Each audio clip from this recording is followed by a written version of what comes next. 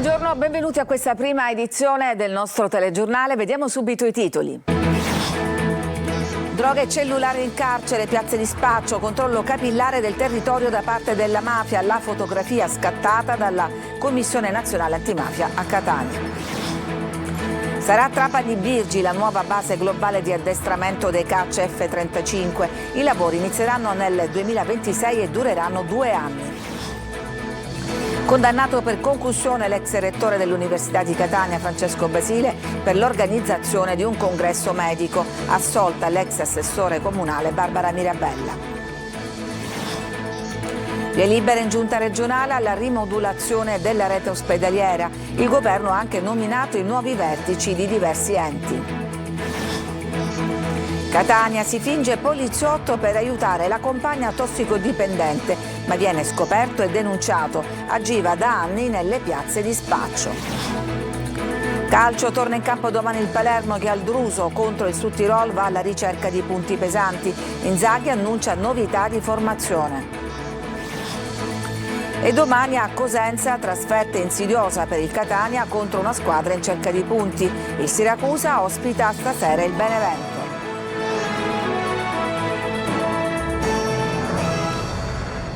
La Commissione Nazionale Antimafia ha acceso i riflettori su Catania, al centro soprattutto il problema della sicurezza dopo le recenti sparatorie e l'omicidio. L'allarme del procuratore Francesco Curcio sui boss che continuano a comandare dal carcere. Luca Ciliberti. Io ho contato a spanne 146 tra bossoli e cartucce nel solo mese di agosto. È evidente che c'è stata una fibrillazione tra clan, probabilmente legata alle piazze di spaccio, che mi pare, da quello che dicono gli inquirenti, essere rientrata, ma che accende e richiama l'attenzione sul fatto che le piazze di spaccio sono il bancomat della criminalità organizzata e continuano ad essere il maggior attrattore per i più giovani per entrare nei clan. Carceri permeabili, diffusione delle armi, piazze di spaccio e controllo capillare del territorio da parte della mafia. La fotografia scattata dall'Antimafia Nazionale a Catania rappresenta una città dove la criminalità agisce su più livelli. Un'unica mafia con gli stessi progetti criminali, si dividono il territorio tra appalti e droga. La commissione è riunita per tutta la giornata a Palazzo degli Elefanti, ha sentito tutti i rappresentanti di pubblica sicurezza, polizia, finanza, carabinieri e DIA, il sindaco e in ultimo il procuratore capo Francesco Curcio. Sarebbe opportuno che i cittadini capissero che non è più garantito che chi sta in carcere è neutralizzato da un punto di vista almeno delle attività criminali. Ben vengano tutte le attività di recupero, le attività di risocializzazione dei soggetti, ma bisogna impedire che dal carcere dicano dove va fatta l'estorsione, dove vanno messi i soldi, se va sparato uno invece va sparato un altro. La Presidente Colosimo assicura che la Commissione Nazionale Antimafia lavorerà per dare nuovi strumenti alla magistratura per il contrasto alla criminalità. Il sindaco di Catania, Enrico Trantino, ribadisce invece che alla città servono risorse aggiuntive in termini di uomini e mezzi per la sicurezza. Ma abbiamo ovviamente sollecitato ancora una volta l'invio di uomini e mezzi e abbiamo anche alla Commissione Antimafia sollecitato alcune proposte normative che ci permetterebbero di essere più efficaci su alcune questioni che vengono percepite, ancora una volta ribadisco il verbo, dai catanesi come particolarmente fastidiose e incidenti su questa sensazione di sicurezza. Mi riferisco al tema dei parcheggiatori abusivi. Sarà Trapani Birgi la nuova base globale di addestramento dei caccia F-35. I lavori inizieranno nel 2026 e dureranno 2 anni. Laura Spanò. Al 37° stormo di Trapani Birgi, la nuova base di addestramento dei caccia F-35. La conferma arriva dal presidente della Commissione Difesa della Camera dei Deputati, Nino Minardo, che parla di un investimento che rafforza il ruolo della Sicilia come piattaforma avanzata per il settore della difesa, grazie a un indotto che coinvolgerà non solo il comparto militare e civile, ma anche aziende strategiche come Leonardo e Lockheed Martin. I lavori inizieranno nel 2026 e dureranno 2 anni. Il nuovo polo di addestramento globale dei caccia F-35 sarà la struttura gemella di quella già operativa in Arizona, negli Stati Uniti. Per il deputato la realizzazione del nuovo centro comporterà la creazione di nuovi posti di lavoro, specializzazione tecnologica e opportunità per le imprese locali, un investimento che si integra perfettamente con lo sviluppo delle portualità e delle infrastrutture. L'isola potrà così diventare un hub strategico nel Mediterraneo con benefici concreti per l'economia e l'occupazione, conclude conclude Minardo. Ricordiamo che la base militare di Trapani Birgi ha svolto già un ruolo strategico e fondamentale nella guerra contro la Libia. Birgi divenne base operativa per le azioni di guerra contro l'allora regime del colonnello Gheddafi. A risentirne fu in quell'occasione lo scalo civile per l'iniziale chiusura e poi le restrizioni nei collegamenti aerei, ma Birgi è anche base di addestramento della NATO. Si è chiuso con una condanna e 4 assoluzioni il processo sull'organizzazione a Catania di un congresso medico. Condannato per concussione l'ex rettore Francesco Basile, assolta con formula piena l'ex assessore comunale Barbara Mirabella. Adelaide Barbagallo. L'ex rettore di Catania Francesco Basile è stato condannato con rito abbreviato e la concessione delle attenuanti generiche a 2 anni e 10 mesi di reclusione per concussione e tentata concussione, assolto invece dall'accusa di corruzione.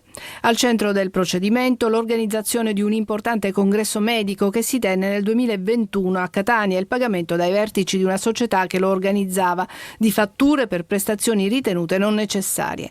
Come pena accessoria, Basile è stato interdetto in perpetuo dai pubblici uffici e incapace a contrattare con la pubblica amministrazione, salvo che per ottenere le prestazioni di un pubblico servizio, e al pagamento di 3.000 euro al Fondo Unico Giustizia.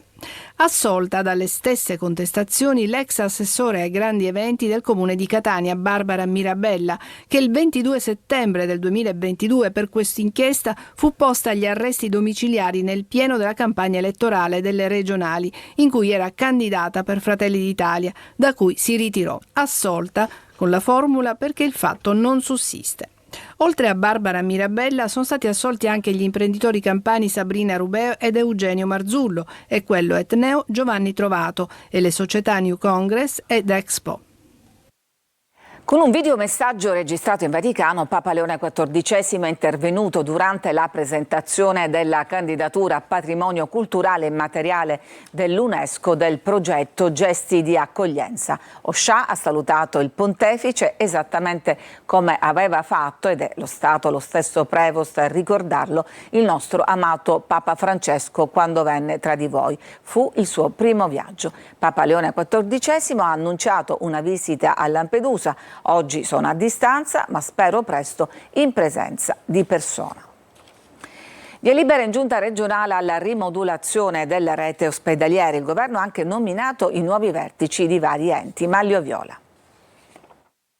139 strutture sanitarie fra pubbliche e private accreditate, 3 posti letto ogni 1000 abitanti più 1 di lungodegenza ogni 1300. Sono i numeri della nuova rete ospedaliera siciliana già approvata dalla conferenza permanente per la programmazione in sanità, che oggi ha incassato l'apprezzamento della giunta regionale di governo. Adesso il documento verrà trasmesso alla Commissione Salute dell'Assemblea regionale per il parere obbligatorio, poi il piano tornerà in giunta per l'approvazione definitiva prima di essere trasmesso al Ministero. Particolare attenzione è stata dedicata al sistema delle emergenze e dei pronto soccorso. Il presidio ospedaliero di Siracusa viene elevato DEA di secondo livello, mentre l'ospedale di Patti diventa DEA di primo livello. Al centro della rete anche i servizi territoriali, case di comunità, centrali operative territoriali e ospedali di comunità, realizzati con i soldi del PNRR per effetto della riforma concordata con l'Europa. Densa la riunione di giunta di oggi, che non si è occupata solo di sanità. L'esecutivo ha proceduto anche alla ratifica di 17 nomine. Sono stati scelti i presidenti dei 10 IACP, Istituti Autonomi Case Popolari della Sicilia. Fra i nomi c'è il ritorno dell'ex deputato Giuseppe Picciolo, che guiderà l'Istituto di Messina, mentre gli esponenti leghisti, a iniziare da Luca Sammartino, salutano con favore la scelta di Antonio Carosso da Cirreale. Fra le nomine degli enti parco risalta quella del sindaco di Gangi, Giuseppe Ferrarello, al Parco delle Madonie, nonostante il suo nome fosse indicato come inopportuno dagli altri sindaci. Congelata la nomina al Consorzio Universitario di Trapani perché non è completa l'istruttoria, e rinviate le scelte nei 4 enti per il diritto allo studio di Palermo, Catania, Messina ed Enna. Sequestrato un carico di tabacco illegale. Si tratta di prodotti altamente nocivi per la salute, tra l'altro la cui vendita è vietata in Europa. Rita Cinardi. Hanno effetti altamente nocivi sulla salute, tanto che la loro vendita è severamente vietata in Europa. Il gutka, in particolare lo snus, tipologie di tabacco rispettivamente da masticare o da aspirare tramite le labbra, non possono essere venduti o acquistati in Europa per via dell'altissima concentrazione di nicotina, di gran lunga superiore a quella di una sigaretta, che negli assuntori può provocare gravi malattie come il cancro alla gola, ai polmoni e alla bocca. Entrambi creano forte dipendenza e aumentano il rischio di ipertensione e problemi vascolari. Se in Pakistan e in India sono utilizzati diffusamente per via degli effetti stimolanti prodotti sull'organismo dai lavoratori impiegati in mansioni faticose e prolungate, in Italia sempre più spesso vengono introdotti da contrabbandieri senza scrupoli e incuranti della rigida normativa in tema di tabacchi. Proprio per questo i finanzieri di Caltanissetta hanno incrementato i servizi di controllo, nell'ambito dei quali sono riusciti ad intercettare un carico di tabacco privo del contrassegno dei monopoli di Stato e di illecita provenienza. Nel complesso i militari della finanza hanno sequestrato 42 kg di tabacchi tra gutka e snus che erano destinati ad un uomo di origine pakistana residente a Canicattì. Quest'ultimo è stato arrestato in flagranza e denunciato all'autorità giudiziaria. Adesso sono in corso ulteriori approfondimenti finalizzati a risalire alla filiera di produzione e distribuzione del carico di tabacco. Si finge poliziotto per aiutare la compagna tossicodipendente, ma viene scoperto dai veri poliziotti che lo denunciano. Orazio Longo.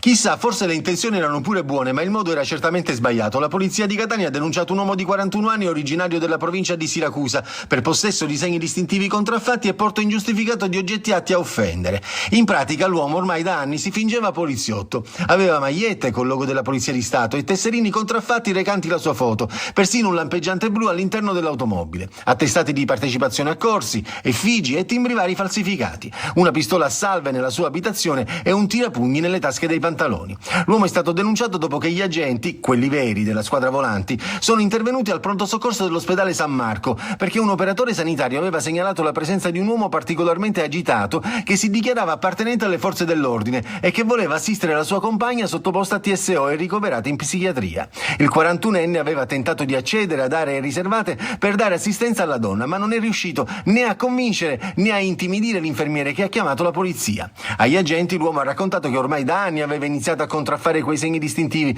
per fingersi appartenente alle forze dell'ordine allo scopo di aiutare la sua compagna tossicodipendente. In alcune occasioni, ha aggiunto, cercandola tra le vie della città, si sarebbe recato anche in diverse piazze di spaccio, qualificandosi come poliziotto. L'uomo ha anche ammesso di avere fatto uso dei parcheggi riservati in ospedale, eludendo il pagamento del biglietto. Oltre alla denuncia, si è visto sequestrare tutti gli oggetti in possesso riconducibili alle forze dell'ordine. Residenti e associazioni del centro storico di Palermo incontreranno tra qualche giorno il questore. La richiesta è sempre la stessa: più sicurezza. Marco Gullà. Siamo stanchi, esasperati e ora sopraggiunge anche la paura. A parlare è Rosalia, una residente del centro storico di Palermo. Sempre lo stesso quadrilatero, che comprende principalmente via Macheda, a finire nella cronaca ormai quotidiana. Risse, accoltellamenti, spaccio di droga. Questa mattina residenti e associazioni si sono nuovamente incontrati perché lunedì avranno specifiche richieste da fare al questore. Chiederemo quello che abbiamo già chiesto al sindaco, al prefetto e precedentemente anche al questore, ovvero sia l'esigenza di avere la presenza delle forze dell'ordine che in qualche modo facciano prevenzione. Più uomini, più controlli, come ha detto giorni fa il ministro dell'Interno Matteo Piantedosi, che però ha anche detto che Palermo non è più pericolosa di altre città. Lo spaccato reale però è un altro, come ci racconta questo residente. Spesso e volentieri, quando devono tornare tardi la sera, mi chiamano, papà o Ferdinando, scendi perché stiamo arrivando. Siamo tappati in casa noi residenti con una vita veramente impossibile. Poca sicurezza anche per i bambini della scuola elementare Madre Teresa. Vedono che gli scalini vengono puliti dai nostri collaboratori scolastici perché durante la notte c'è un bivacco di persone che bevono, che spacciano droga. Infatti alcune volte i collaboratori scolastici sono costretti a rimuovere delle siringhe. Ancora una puntata di una telenovela infinita dal titolo Centro Storico. A Palermo ancora, dove lo svincolo di Brancaccio-Roccella resta ancora chiuso, il motivo ce lo spiega ancora Marco Gullà. Sarebbe tutto pronto per l'inaugurazione. Questo svincolo rappresenterebbe uno snodo cruciale per la viabilità palermitana. I lavori sono finiti da mesi, la segnaletica per Roccella c'è già, ma non si può aprire. Perché? Una discarica abusiva sotto il ponte di via Conte Federico a Brancaccio con rifiuti pericolosi come l'Eternit ha bloccato tutto. Sì, tutto vero. Lo svincolo si presenta così da mesi perché i rifiuti sono ancora qui, come vedete. Ed eccoli qui, i rifiuti che appunto dovrebbero essere rimossi da mesi e che quindi bloccano l'inaugurazione di questo svincolo. La ditta che si è aggiudicata l'appalto non ha ancora iniziato i lavori di bonifica. L'apertura dei 2 raccordi che collegheranno la 19 su entrambe le direzioni con l'area del forum, della stazione ferroviaria di Roccella e della zona industriale di Brancaccio sono opere attese invece dal 1986. Una volta aperto lo svincolo, il traffico veicolare potrà accedere e uscire sia lato mare ed evitare di dover ricorrere al ponte di via Giafar e all'uscita autostradale di Villabate, al momento l'unica soluzione possibile. Ci fermiamo, c'è una pausa per la pubblicità, troviamo tra poco con una interessante scoperta archeologica.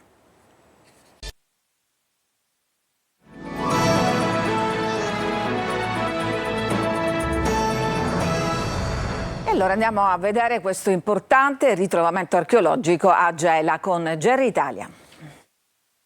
Per Gela è l'ennesima scoperta archeologica che arricchisce un patrimonio già straordinario che va dalla necropoli di Via di Bartolo a quella di Orto Pasqualello. All'Orto Fontanelle, nell'area dove sorgerà il nuovo Palazzo della Cultura grazie a un finanziamento di 6,5 milioni di euro, la sorveglianza di archeologia preventiva ha rivelato un muro imponente di età greca che potrebbe appartenere ad un antico edificio di culto. Gli scavi diretti dall'archeologo Gianluca Calà sotto la supervisione della sovrintendenza di Caltanissetta hanno restituito non solo la struttura lunga oltre 1 metro e larga 50 centimetri, ma anche frammenti di vasi e lame da cucina, anfore, testine fittili, una moneta e resti di fauna marina. Indizi che raccontano la vita quotidiana tra il VI e il V secolo a.C. Il primo cittadino, Terenziano Di Stefano, sottolinea come la scoperta si inserisca nel progetto del Palazzo della Cultura, che potrà renderla fruibile alla città e ai visitatori. Stiamo lavorando a stretto contatto anche con la sovrintendenza in modo da tutelare questi ritrovamenti e di inserirli in quello che sarà poi il Palazzo della Cultura, e quindi all'interno verranno esposti tutti i ritrovamenti.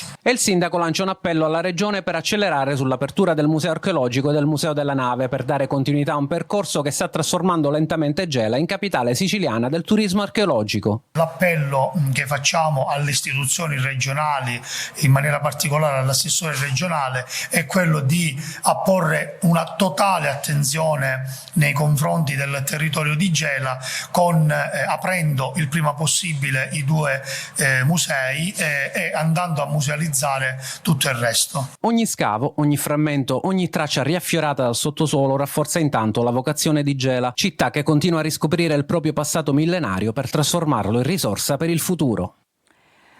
Ci fermiamo, c'è ancora una pausa e poi una ricca pagina sportiva.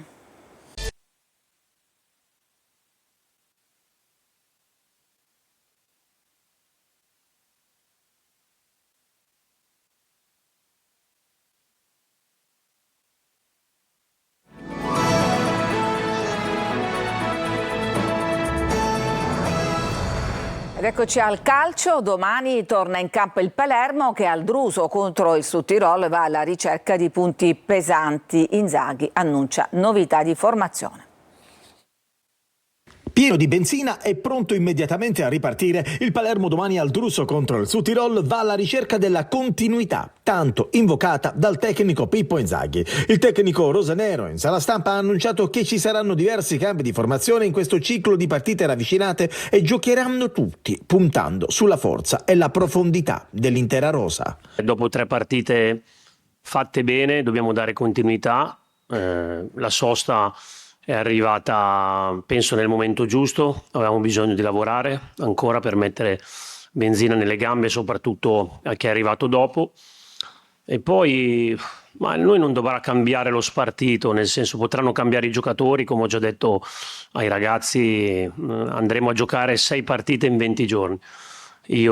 Abbiamo una rosa di 19 giocatori, per cui sapete benissimo che con 19 giocatori ogni 3 giorni ne dovrò cambiare 5 o 6.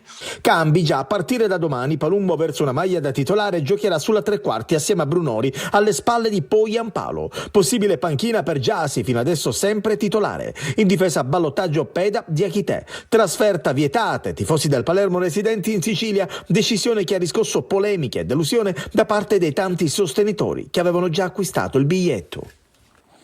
E domani a Cosenza, trasferta insidiosa per il Catania. Il rosso-blu hanno 2 punti in classifica e cercano la prima vittoria. Servizio. È la partita che può pesare le reali ambizioni del Catania e quanto fatto sinora nelle prime 3 partite. 3 vittorie, 2 nette, una quella di Cava di grande carattere, che hanno portato i rossazzurri al primo posto in classifica. La trasferta di domani a Cosenza arriva nel momento in cui la squadra di Toscano ha già buttato giù la maschera contro un avversario che non attraversa certo un periodo facile o felice. La retrocessione, la crisi societaria con la nomina del nuovo DG proprio nelle ultime ore, la contestazione dell'ambiente sono tutti elementi che stanno segnando questo avvio di campionato in Sila. Boucher deve rinunciare ancora a Garritano, che deve scontare un altro turno di squalifica, ma probabilmente potrà essere convocato il giovane Contiero. Altro assente Kufarlidis, operato nei giorni scorsi. Il tecnico rispetto al match contro il Crotone dovrebbe confermare la difesa a 4 e operare un'unica variazione, lanciando dal primo minuto Begheldo nel ruolo di mezzala al posto di Quan. Toscano invece dovrebbe dare continuità alla formazione che bene ha fatto ultimamente, con la conferma di Pieraccini a sinistra al posto di Celi e con Jimenez davanti insieme a Cicerelli dietro Forte. Proprio il ballottaggio tra Jimenez e D'Ausilio potrebbe cambiare qualcosa. Gara vietata ai tifosi rossazzurri, diretta in TV in chiaro ed esclusiva su Telecolor. Il calcio d'inizio alle 15, diretta stadio vi porterà al San Vito Marulla già un'ora prima. Impegni casalinghi per le altre siciliane DC. Il Siracusa ospita oggi pomeriggio il Benevento, il Trapani riceve domani al Provinciale la Casertana. Gaetano Auteri, siracusano di Floridia, seppur squalificato, torna ad avversario nella sua città e al Nicola De Simone, dove è stato protagonista sia da calciatore che da tecnico. A Marcordi intenso ma breve, perché Siracusa-Benevento è quasi un crocevia. Azzurri alla disperata ricerca del primo punto in Serie C, in una corsa ad ostacoli, oggi Campani, sabato prossimo a Crotone. La missione è sbloccare lo 0 in classifica. Vigilia agitata per il Benevento, sconfitto a Casarano e con Auteri già in discussione. Partita difficile ma non impossibile per gli azzurri. Novità in formazione soprattutto a centrocampo con il possibile esordio di Damian e in attacco con la convocazione di Parigini e Capanni ancora titolare, infortunati Frisenna e Molina. Abbiamo lasciato per strada punti, forse in maniera immeritata come la settimana precedente, ma questo ci deve essere da grande stimolo e penso che i miei ragazzi l'abbiano recepito sin da subito, hanno fatto sicuramente una buona settimana. Ci manca ancora qualcosa, purtroppo qualche calciatore per noi importante si è fermato durante la settimana. Siamo un po' indietro dal punto di vista fisico, ma miglioriamo di giorno in giorno. Avversario campano anche per il Trapani, che domani pomeriggio ospita al Provinciale la Casertana degli ex Toscano e Liotti. I granati inseguono la terza vittoria di fila e una continuità che fa rima con imbattibilità. Numeri e rendimento di una squadra matura, pronta a cancellare la penalizzazione e ripartire con vista sull'obiettivo stagionale dei play-off. Problema a sinistra per l'infortunio di Pirrello e la squalifica di Giron, possibile arretramento di Benedetti. È tutto per questa edizione, grazie per averci seguito, vi auguro una buona giornata.